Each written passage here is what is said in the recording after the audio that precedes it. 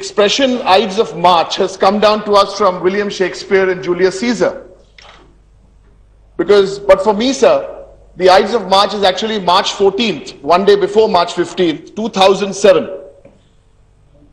Because there's a metaphor for a ruling order that had decayed beyond redemption and begun to treat its citizens as subjects. In fact, began to treat its citizens like slaves, just like the Roman generals would take them captive. My reference, of course, sir, March 14, 2007, is to the firing on innocent householders and farmers in Nandigram, a massacre that shook the consciousness of our state and revealed, they exposed. Sir, I did not disturb anybody. Sir, my time. Sir, I did not take up anybody's time.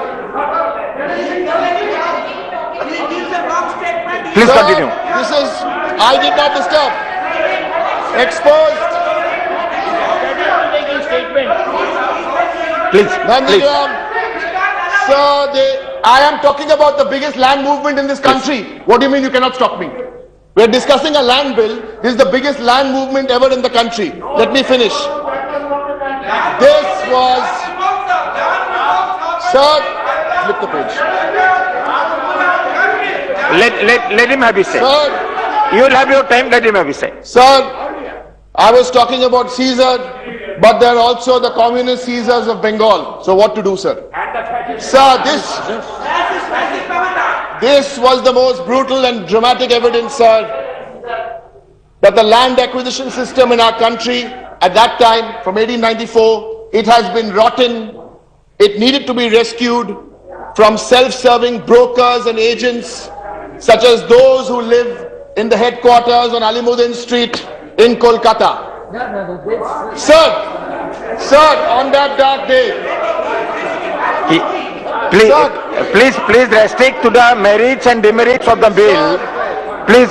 Sir, Please. Coming, sir, coming. Please. Sir, my time, sir, is as it is. Yeah, you have your time, but you restrict yourself, please. Sir, by March 14th, don't give me advice, Baba, y'all, please don't give me advice on what to say, let me speak. March 14th was the day, sir, our existing land acquisition model became not just untenable, sir, it actually became a curse. That was the day our leader Mamta Di of Trinamool Congress, who was in the forefront of a 3-decade struggle, resolved to go on a 26-day hunger strike to protest against the rape of a young girl in Singur and so many people who had died in these movements by bullets sponsored by the same people who are making so much of a noise today. The bill we are to debate today, sir, is a small step towards securing justice for the victims of the terror in Nandigram.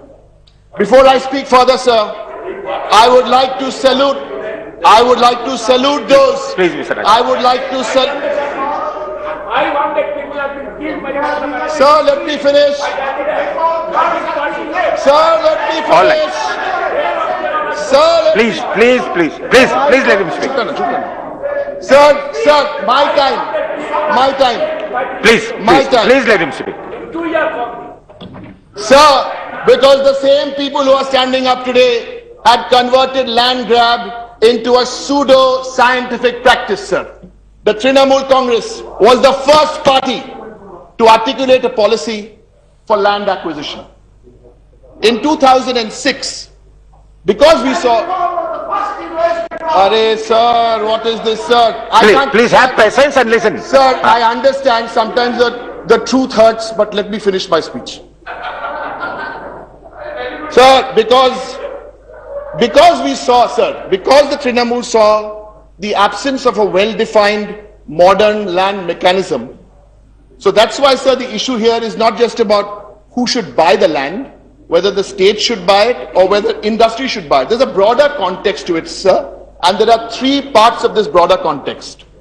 Protecting farmers' rights, B, concerns of food security, and C, finding that balance between agriculture and industry to flower together.